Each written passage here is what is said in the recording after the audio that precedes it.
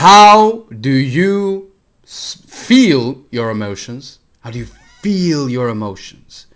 And be connected to your emotions without being a pussy, without being a vajayjay, without being a big vag. Let me tell you, before we move into that, before I give you the actual tip, because it's pretty simple, it's a change in your mindset that you need to understand and apply in order to move forward with all this bullshit 2.0 spirituality. So growing up, when I started learning, if you watch my video entitled Stop Trying to Heal Your Trauma, I spoke about my past when I started learning about healing the trauma, etc. However, now what I'm talking about is more important. This is deeper and deeper. Now in the manosphere community, in the red pill community, in the masculinity community, we talk about how a man should not feel his emotions, or we talk about how we can suppress our emotions. Actually, suppressing your emotions is helpful, but to an extent. The suppression of your emotion needs to happen when you are doing an important task, to an extent where if you feel your emotion and follow along with your emotion, you are going to be stuck and you won't be able to act or perform accordingly or as effective as you want. So in my story, when I started learning about this, I was like, oh, so I'm a man and I'm allowed to cry. I'm allowed to feel my body, to feel my heart, to feel my balls, to feel my belly, to feel the soles of my feet. And I was pretty happy, pretty pretty liberated by that. I was like, this is amazing. So I no longer can be depressed. So I started sharing this, and I started talking to my people about my emotions. And it was a liberating feeling, because you choose the road of non-resistance. You feel whatever comes up and you are there releasing those emotions. And when you release emotions, that's what the body is supposed to do. We have, in the nervous system, we have the sympathetic nervous system, which is responsible of fight or flight. And we have the parasympathetic nervous system that is responsible of relaxation, rest and digest. And generally, when we are traumatized and we can't express ourselves, we tend to suppress our emotions. We actually are stuck in between. So Elliot Hulse used to say that, and what's his name? The man who said Awaken the Tiger, who wrote the book Awaken the Tiger Within.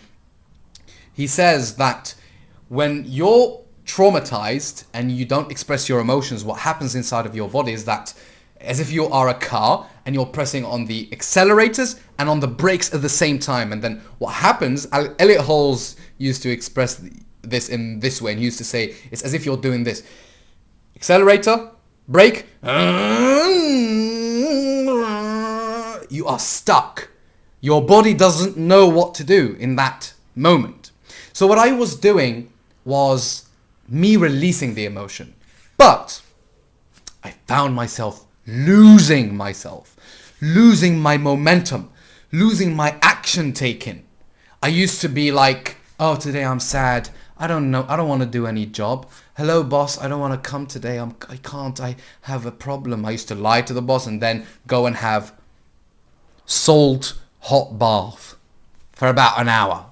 I mean, how much of a time lost is that? You're going to lose your time if you keep doing that, you know? And then I used to do all of this bullshit to just focus on mind masturbation. Oh, I can't do this until I heal the trauma. Oh, my parents. This one is very big. My parents traumatized me, so I need to stay away from them. This whole culture is separating the family system. They are telling you that you need to leave your toxic environment. Okay, you can leave your toxic environment, but the way they're going, they're pushing the envelope too far, to the point that you shouldn't connect with your parents no more.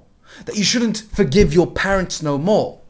That until you forgive your parents, then you will be able to heal. Until you move away and you forgive them, When are you gonna forgive your mother who raised you, who held you for 9 months, who raised you for years and years while you were a pain in the ass? You're a little child prick, ungrateful, a pain in the ass. She was just doing her best, the best that she could do.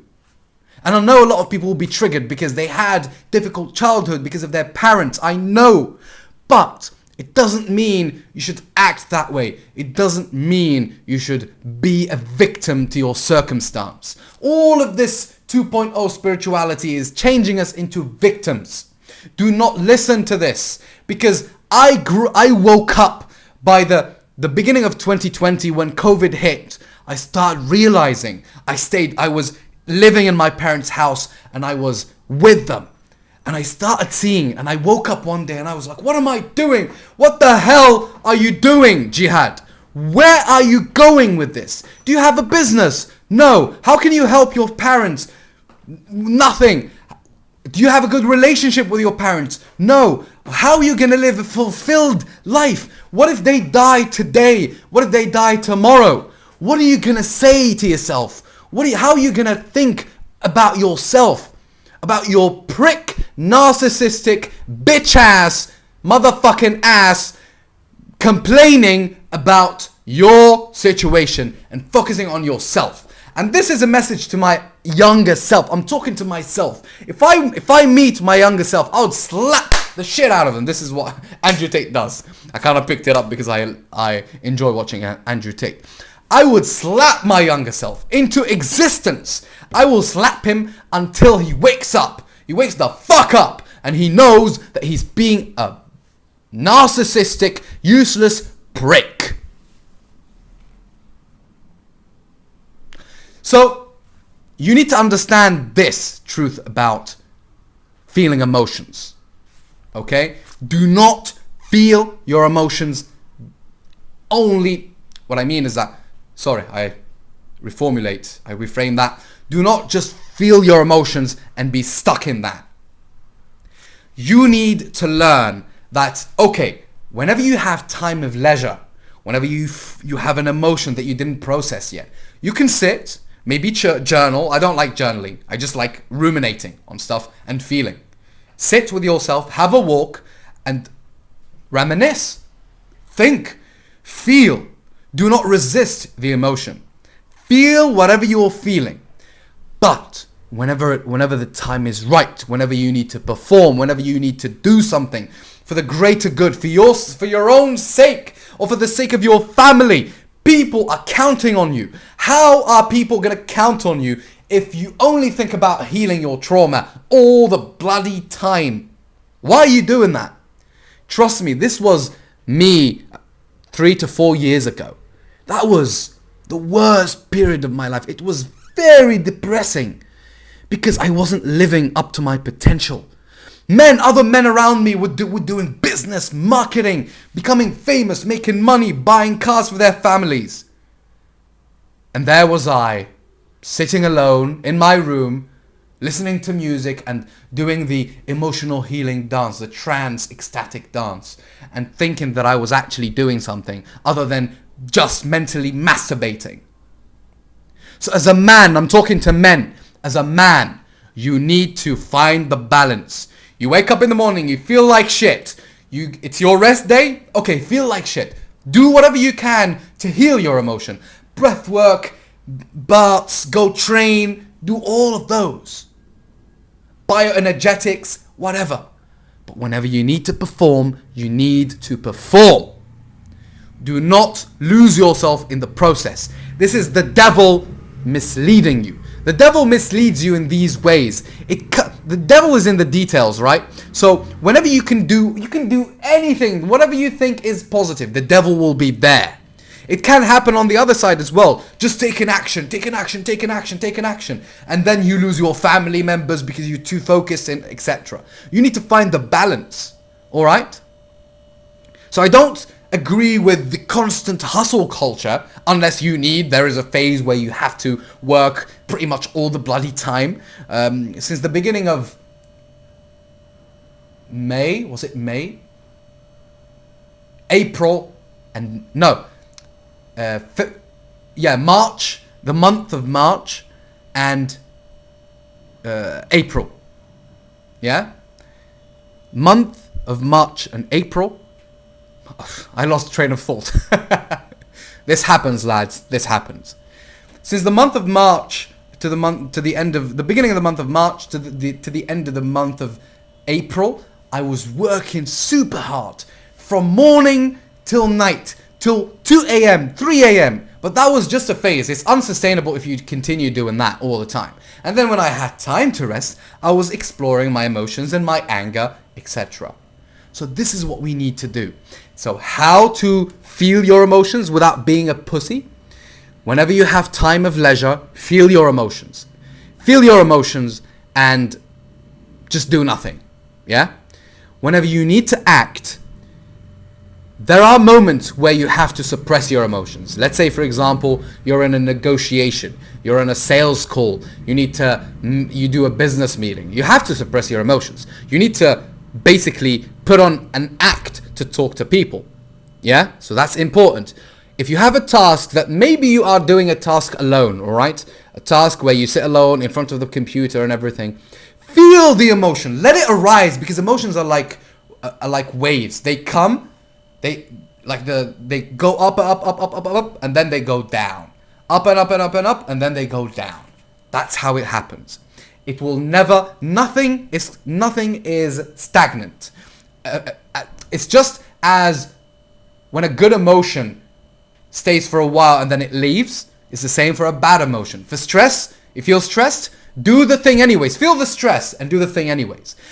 Sometimes when I go and connect with people, I'm an introvert and I have social anxiety still. I still suffer from it till this day. Even though I worked on it, even though I put myself in situations, and I'm a public speaker, I can speak in front of hundreds of people, but I still feel the fear and I still feel the anxiety. So you need to feel it and do the thing anyways. This is how you become a tender, aggressive man, a balanced man. Okay? You will become a balanced man when you feel your emotions. You are attached to them. But you take action nonetheless. Whether you suppress them at some days, whether you feel them and do the thing anyways. Preferably is you feel them and do the thing anyways. But in extreme cases where you have to deal with people, you have to suppress your emotions. Okay? So I hope this helps. To recap, when do you feel your emotions without being a pussy? You will feel the emotions whenever you are alone and you have time of leisure. And whenever you need to act, you need to sometimes completely disown your emotions, because that's mental strength. That's what a rite of passage is. Or you just feel the emotion and do the thing anyways. I remember I had a job. I was doing like translation to a guy, and I had to do it because I needed the money. I swear to you, I literally was working. I was alone. I started tearing up. Tears were coming down I was crying. I started crying and I was working. Crying. I was like, man, I can't do this. I hate this. And I continued doing it. I was like, oh man, I don't want to do this. This is too much. But I kept doing it. Even though I was crying. It's a bit funny, you know? But I was doing it, man. You have to. You have no choice. Thank you so much.